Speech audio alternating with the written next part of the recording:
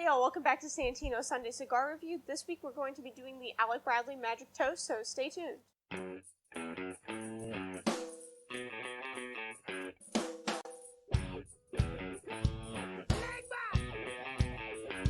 Get it.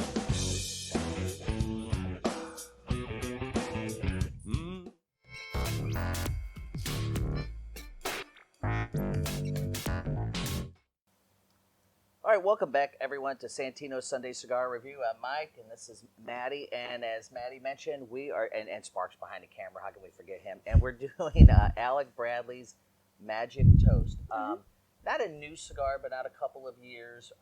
You know, sometimes we'll review things when they first come out. Sometimes we'll review things that are 20 years old. Yeah. But interesting cigar. So before I get into my first third of tasting notes, I'm impressed with the overall design of the cigar.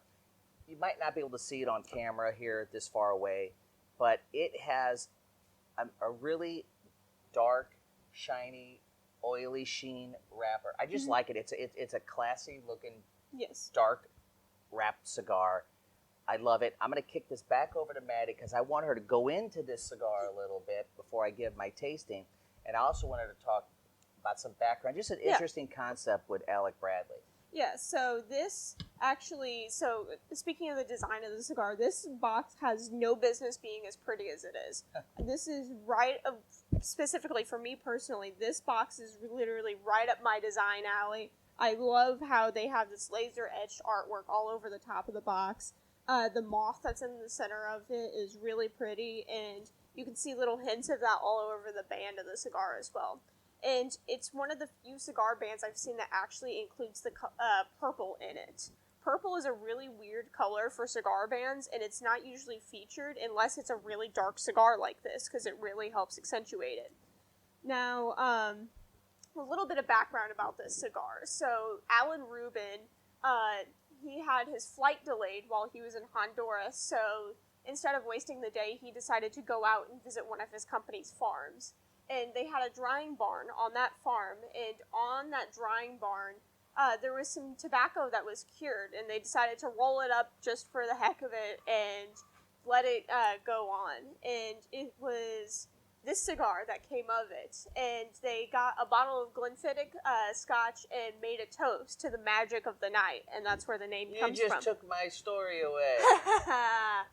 Yes, he was in the field with his buddy, and they got a bottle of bourbon out, I believe. I thought bourbon? it was Scotch. It was Glenfiddich. Spilling scotch, and it said what it was the middle of the night. They had I think a flashlight out in the tobacco field. They walked the tobacco field in the middle of the night, and he says this is magical. And then they had a toast, and that's how they came up with Magic Toast. Yeah, cool, really cool story. Love that brand. That group is a very nice group to work with. Yes. We probably have one of the best reps in the country, Michael Cushenberry. Yeah, shout out to him. Yes. So, all right, let's just dive in. So that kind of a fun little story. So, as you can see, I really like this cigar. I'm already into my second third, ready to go into the last third. So I'll back up.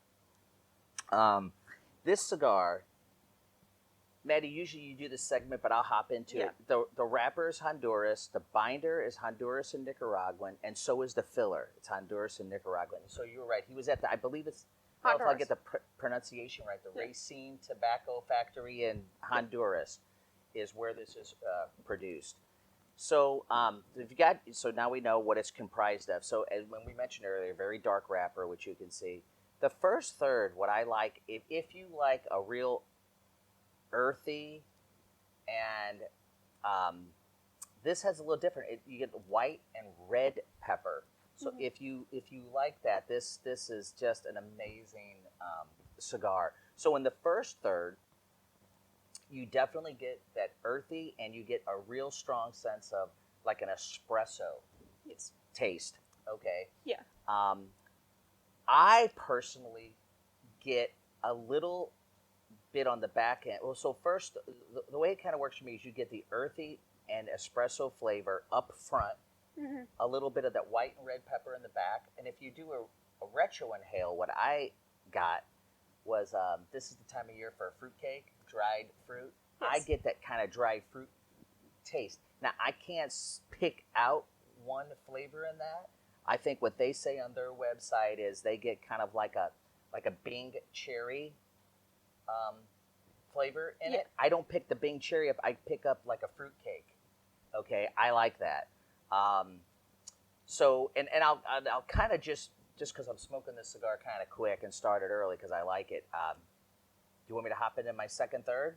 We're gonna hop. Then we'll go right into that. So, the flavor notes stay the same. What you'll find in this cigar is you won't get a lot of complexity. So, if you're looking for complexity, you'll be a little disappointed.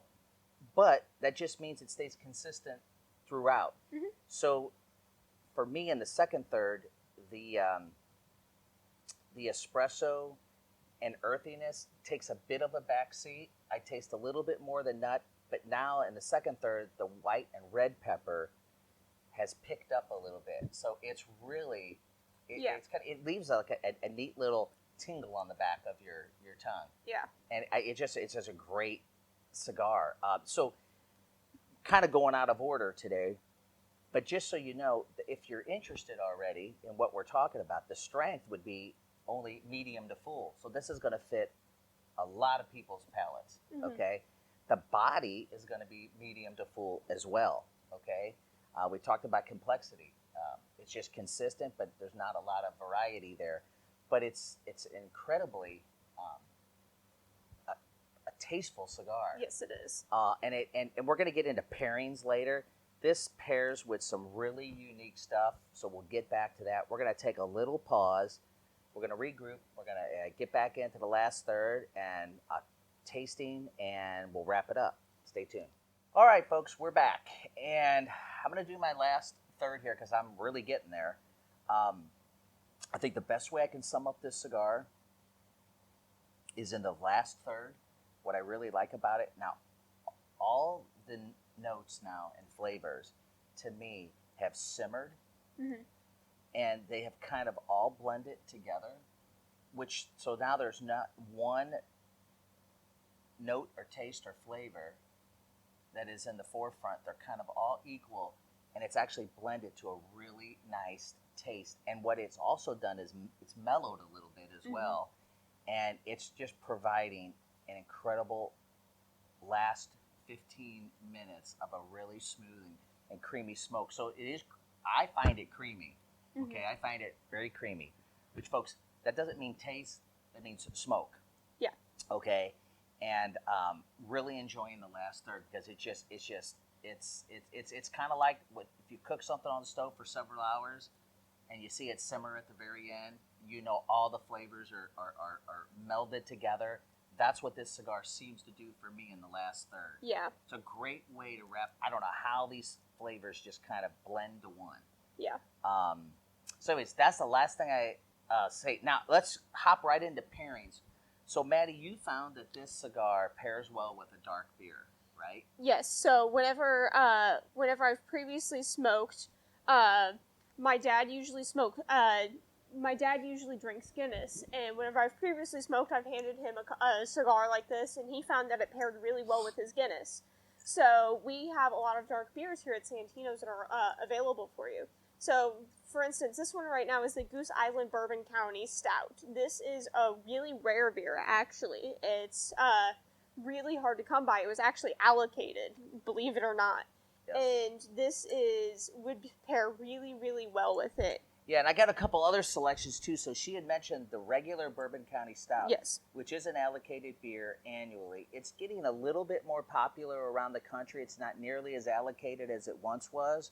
But another style that we got from them was the Bourbon County, and they call this Fog Stout.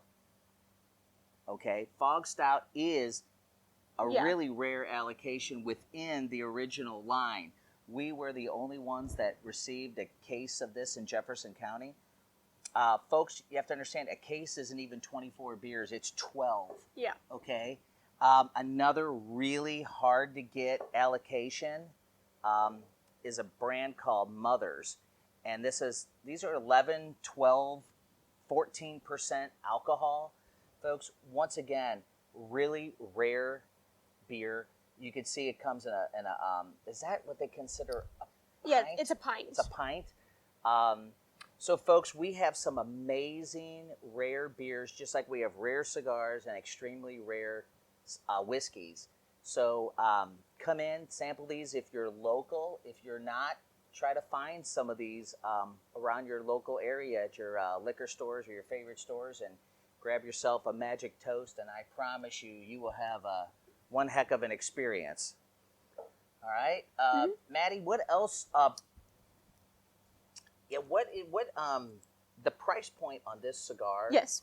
Is well within the low end of the national average on premium cigars, right? So what you're getting with this cigar is also is a premium cigar and on the lower end of the price range. Yes.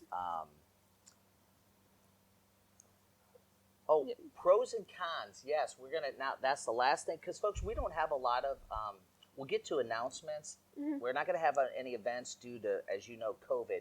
But yeah, let's do the pros and cons. You know, I hadn't given much thought. So do you have anything you want to start with, a pro and a con? So my pro of this cigar is that it's Alec Bradley's only Maduro cigar that they offer. And it is a really, really good one. It's got an amazing wrapper on it. The wrapper on it's absolutely beautiful, as Mike had mentioned previously. And for my con of this cigar, my only con is that I can't smoke it right now. Yep. And you know, my pro is, I'm just going to keep it very simple. It's a great cigar for the low entry price. Mm-hmm. My con would be, unfortunately, Alec Bradley, like you said, this is their only Maduro cigar. Yeah. I hope that with the advent of a successful cigar like this, that they expand and maybe produce more Maduro type cigars. Yes. That would be my only con to this is their only variety. Mm-hmm. I'm sure and I hope that that's something they're working on. And folks, a lot of people get really, I think it's confusion because it's the lack of knowledge. When you say a Maduro cigar, people think that all of a sudden that's strong, I'm not going to like it. And as you can see, Maduro doesn't imply strength. Yes. Maduro implies the aging process. Why and how the cigar becomes a dark wrapper. That's what Maduro means. But people confuse Maduro with strength. Yes. And assume they're not going to like it, but they've misconstrued the terminology. So folks, just remember, Maduro has to do with the color of your wrapper, the aging process, not the strength. So, all right, that kind of wraps us up for this week. Yeah. There are no events planned. This is the Christmas season, folks. We have a myriad of sales all throughout the month. They are extremely aggressive sales and pricing for the holidays. Yep. I'm confident that we pretty much smash any sale around town. Please come in, support your local stores, even if it's not this one. Mm-hmm. Okay, folks, with the advent of COVID, it is imperative that people support any of their favorite local stores. This has nothing to do with cigars. This has more to do with support your independent, small business entrepreneurs that are trying to provide you with wide variety and still eke out an existence. Yep. So, folks, thank you. And Maddie, do you want to? Yeah. So I'm going to mention one of our things that we're having going on right now. So for the month of Christmas and for the month of December, we are selling these Oscar samplers here, and we're actually taking $50 off their original price, and it comes out to less than $10 a cigar for these. And each one of these cigars on their own is priced above $10, so it's a really, really good deal. And even if it's a last-minute Christmas gift, we have gift wrap versions here at Santino's available for you, so that way you don't have to worry about that. And overall, this is a really great idea for a nice gift for someone who really likes cigars, or for even yourself. And folks, if I had one more, I'm going to go back and make one more comment about this cigar. I have smoked this cigar since the show started. I have never relit it. I have talked a tremendous amount, and I went right back, and this cigar has been smoking effortlessly. The whole time. Folks, Alec Bradley, a fine company. This is a fine cigar. Give it a try. Yep. Remember, folks, at Santino's, we drink We smoke. and we know things. Have fun, y'all. Be safe.